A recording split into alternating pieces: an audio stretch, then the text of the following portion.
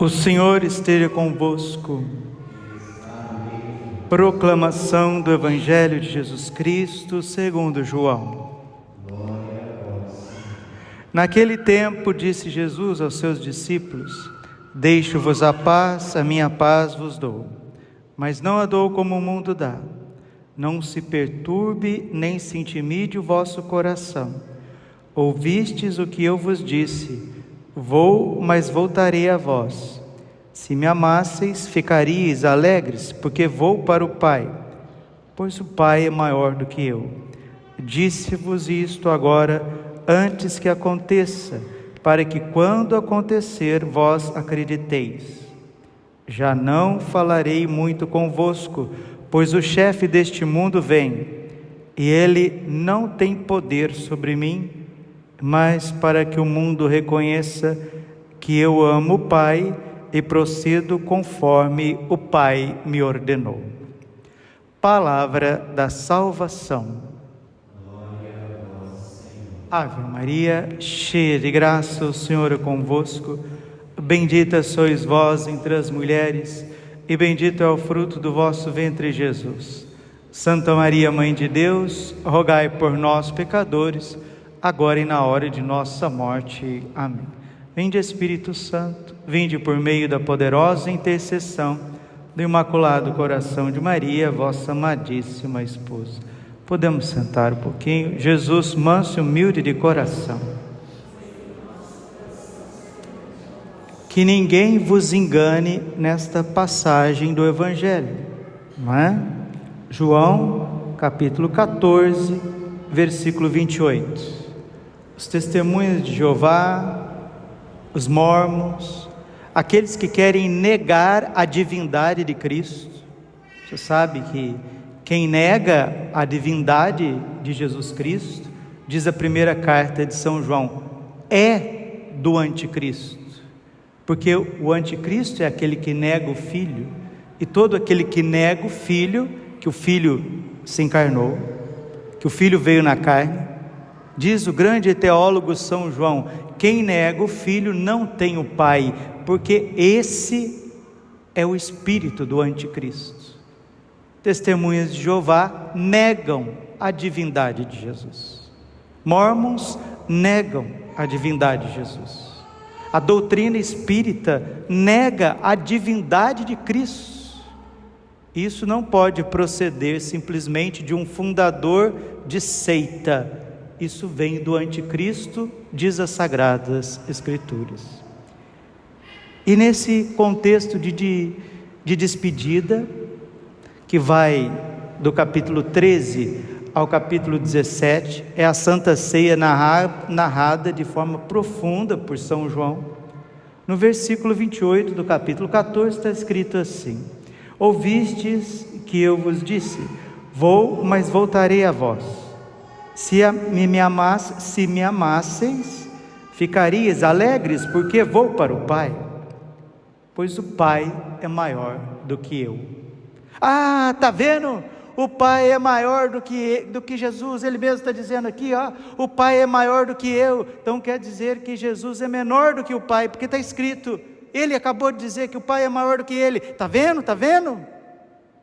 Os espíritos incautos usam as Sagradas Escrituras para deturpar a realidade e a revelação divina, já dizia Santo Agostinho. E Santo Agostinho explica esse trecho, não só ele, todos os doutores da igreja, quando Jesus diz aos apóstolos, vou para o Pai, porque o Pai é maior do que eu. Em que sentido? No sentido que quando Jesus assume a natureza humana, ele não deixa de ser Deus, mas numa condição também humana, o Pai está acima dele. Entendeu? O Pai não precisa fazer xixi. O pai não precisa fazer cocô. Jesus precisava. Jesus era gente. Ah, mas ele era gente, tá vendo? Ele era gente, diz os arianos, que negavam a divindade dele. Ele era gente, por isso ele era um grande profeta, um grande mestre, o maior de todos os homens, mas não era Deus. Heresia, fora com isso. São Paulo diz assim aos Gálatas, Gálatas capítulo 1, versículos 6 e 7, Se alguém, nós, ou um anjo baixado do céu, vier e ensinar uma doutrina diferente, da qual tendes recebido dos apóstolos, sejam eles anátema, anátema sit, excomungado. Quem nega que Jesus Cristo é Deus, quem nega a divindade de Jesus Cristo, não é católico e não é cristão, é um herege.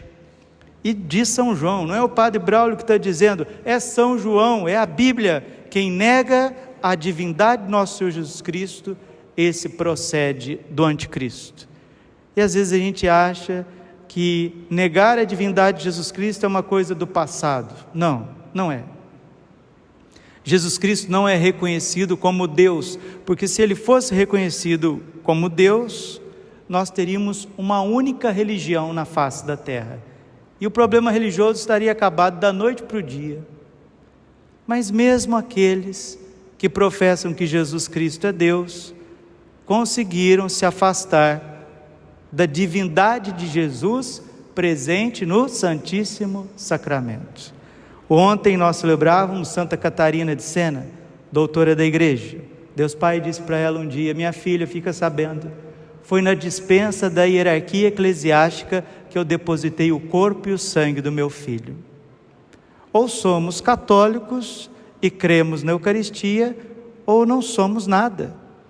São Pedro, Julião e Marde dizia assim: ou Jesus sacramentado ou nada. E é verdade, sem a missa não tem igreja. A igreja católica, a igreja de Jesus, a igreja fundada por Deus na terra, ela vive do sacrifício eucarístico. E quem nega a Eucaristia, com o tempo negará também nosso Senhor Jesus Cristo. Porque Jesus Cristo é o Santíssimo Sacramento. A minha carne é verdadeiramente uma comida, o meu sangue é verdadeiramente uma bebida. Quem come a minha carne e bebe meu sangue, permanece em mim e eu permaneço nele.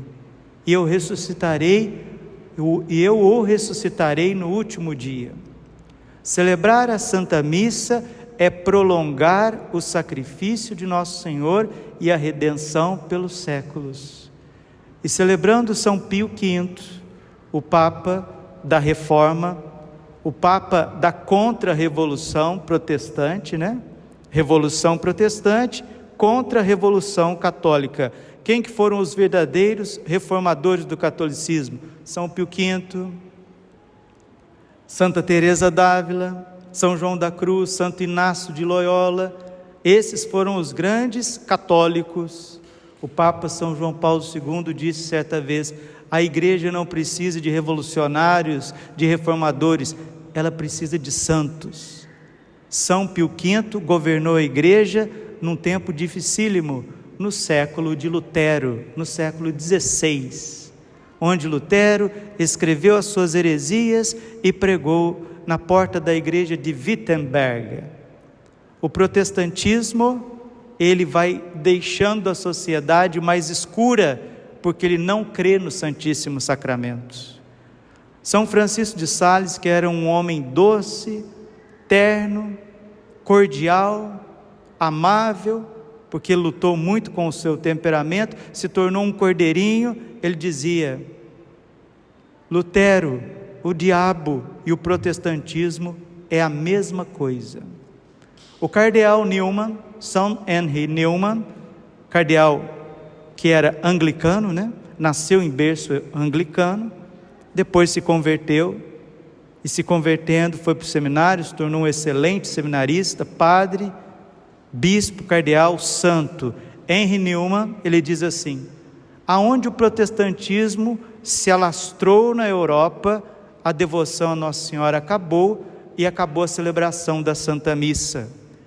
São nesses países que estão cada vez mais uma grande falta de sentido da vida, e são esses países que entram em guerra.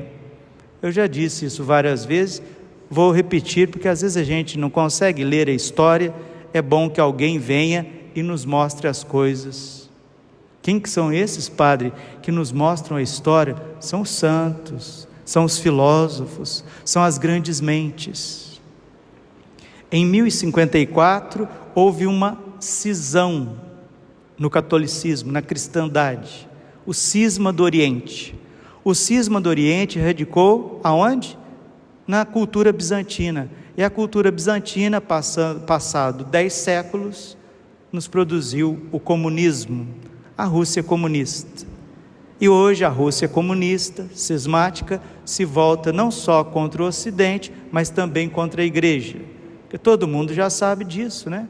Pesquisas e mais pesquisas, as teologias heréticas, a falsa teologia que foi inoculada depois do Concílio Vaticano II, sabe que isso aí foi engendrado pela KGB russa e disseminado nos seminários, por todos os lados. Nossa Senhora disse, ela avisou em Fátima, consagrem a Rússia, lá naquele contexto da década de 20, da década de 30, era lá que era para ter acontecido a consagração. Consagrem a Rússia, senão ela irá espalhar os seus erros pelo mundo. Não só erros de guerras e de rumores de guerras, mas erros também doutrinais, filosóficos e teológicos, inoculados dentro da igreja.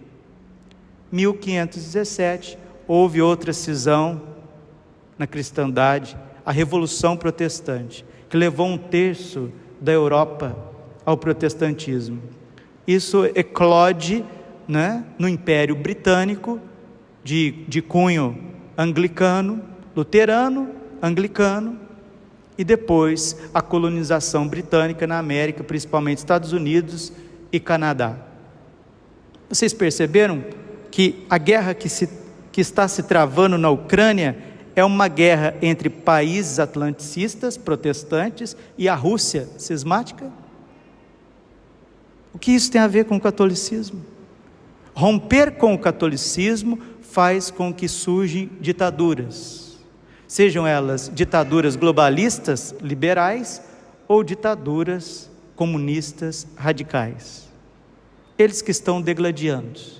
E a igreja, o catolicismo, enfraquecido na sua liturgia e na sua missão, não consegue chegar aos países pobres, e esses países pobres são dominados pelos muçulmanos e facções pagãs. Aqui é uma radiografia simples. Aí você fala assim, né? Mas o que eu tenho com isso? Eu quero que a minha perna pare de doer, porque minha perna está doendo, por isso que eu vim na missa, por isso que eu ouço a palavra de Deus, porque eu tenho conta para pagar. O que é isso? O catolicismo nunca foi isso. Jesus disse, ide pelo mundo inteiro, anunciai o evangelho a toda criatura. Precisamos sim preocupar com as nossas coisas do dia a dia? Precisamos. As contas, a fidelidade, o trabalho, a honestidade, as doenças, problemas que a gente tem no dia a dia, acidentes, pessoas que se acidentam, quantos dramas que a gente vive todos os dias, mas as coisas seriam muito melhores para nós, aqui na terra, se nós fôssemos um, e é isso que foi o desejo de Jesus, quando ele disse aos apóstolos, momentos finais, momentos decisivos da sua vida, João 17, 21, ut unum sint, que todos sejam um. Se não houvesse o cisma do Oriente, e não houvesse a Revolução Protestante, a Igreja Católica seria muito mais forte, e essa cidade seria outra, esse Estado seria outro, e a forma de governo, a política seria outra, seja a política interna, seja a política externa, seja a economia, a educação, a cultura, tudo seria diferente. O problema político e o problema dos países, da paz mundial, não se resolve com política e com diplomacia, se resolve com unidade do cristianismo. Isso é o triunfo do coração imaculado de Maria. Quando a igreja for unificada na sua unidade, ortodoxos se tornarão católicos. Mas como que o Senhor afirma isso? Afirmo com a Virgem Maria, o Santo Padre me consagrará à Rússia e ela se converterá, e será concedido ao mundo um tempo de paz. Os protestantes também se converterão. Padre Pio disse isso para um general de alta patente, um oficial de alta patente do exército americano, quando confessou com ele, levou os seus soldados para confessar com ele. Padre Pio disse isso: a Rússia se converterá de forma fulminante, já os Estados Unidos será gradativo, mas haverá conversão. E o Padre Pio estava falando de conversão ao catolicismo. Isso que é conversão, gente. Conversão não é simplesmente eu era um bêbado, vivia drogado, encontrei Jesus. Show Satanás. Parei de beber, parei de fumar, parei de roubar, parei de prostituir, converti. Não.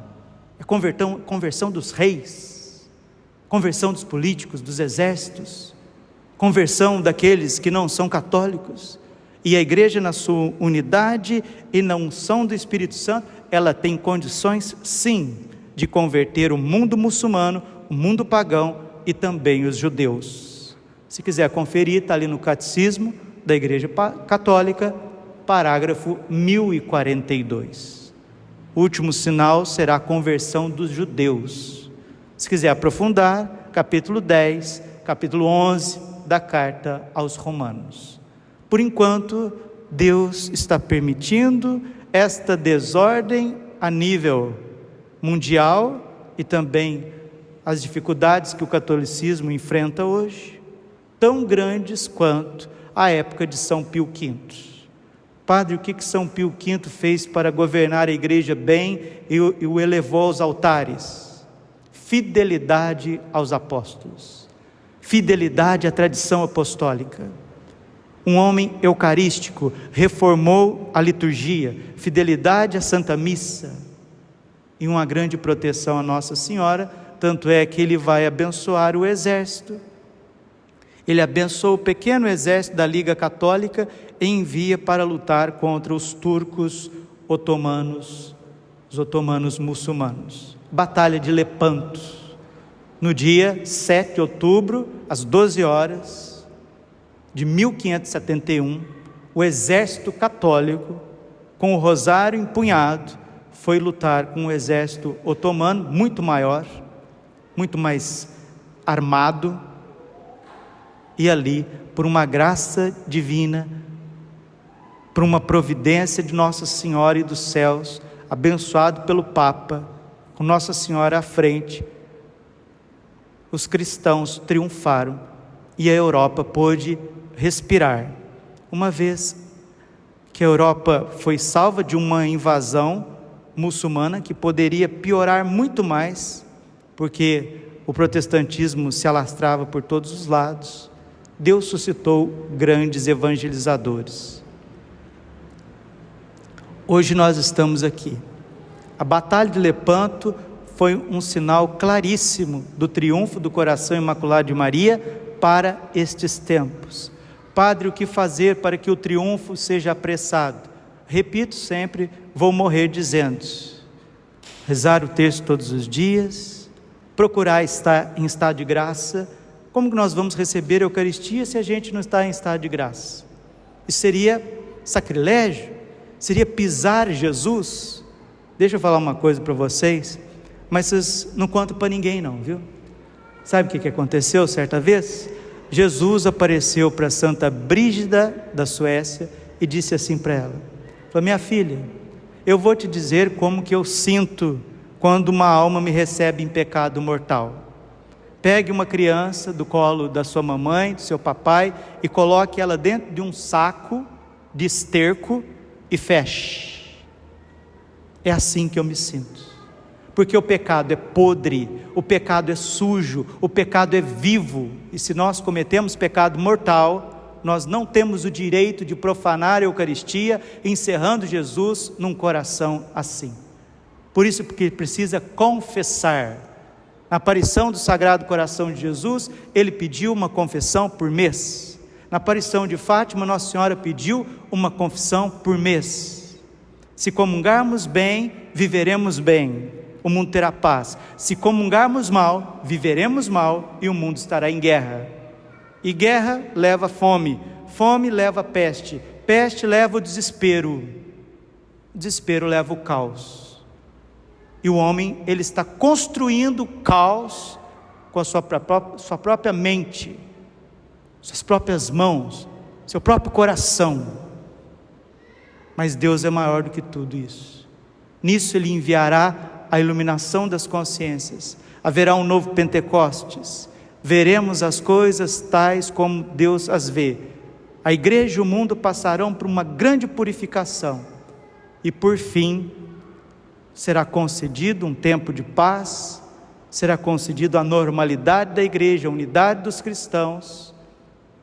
E a igreja, com um braço cheio do Espírito Santo, um braço forte na fé, forte na caridade, porque esses são os braços fortes de Deus. Santo Irineu de Leão, doutor da igreja, ele diz assim: Jesus e o Espírito Santo são os dois braços do Pai, e os braços do Pai serão estendidos nessa humanidade, essa pobre humanidade que voltou as costas para Deus. E agora, com o advento de redes sociais, de internet, aceleração do pensamento, tantas doenças do nível psíquico, emocional, aí que ficou mais difícil ainda. Mas Deus é maior. Como dizia o Santo Padre Jonas da Bíblia: aguenta firme, meu filho, aguenta firme. Agora é o momento de não tomar decisões precipitadas. Momento de buscar a Santa Missa, a meditação, rezar o terço, estar na graça de Deus, recolher-se, não querer ficar aparecendo, uma vida mais sóbria, recolhida, a exemplo de Nossa Senhora, São José e Nazaré. É isso que Deus tem para oferecer para os seus pequeninos, para os seus escolhidos. E o que a gente não pode fazer, e muita coisa a gente não pode fazer, a gente não tem condições de fazer, Deus tem todo o poder em suas santas, benditas e adoráveis mãos. Peçamos a Nossa Senhora do Rosário, São José, São Pio V, Santa Catarina de Sena, esses gigantes da fé, a conversão do nosso coração, a renovação da igreja, a unidade do cristianismo, e por isso, após isso, um tempo de paz, um tempo de transformação espiritual nos corações. Isto é esperança. Não, mas eu achava que esperança é só a vinda gloriosa de Jesus no fim do mundo.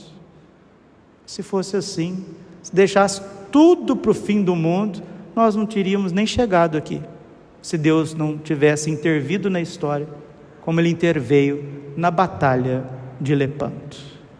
Glória ao Pai, ao Filho e ao Espírito Santo, como era no princípio, agora e sempre, por todos os séculos dos séculos. Amém. Coração Imaculado de Maria, confiança, saúde e vitória.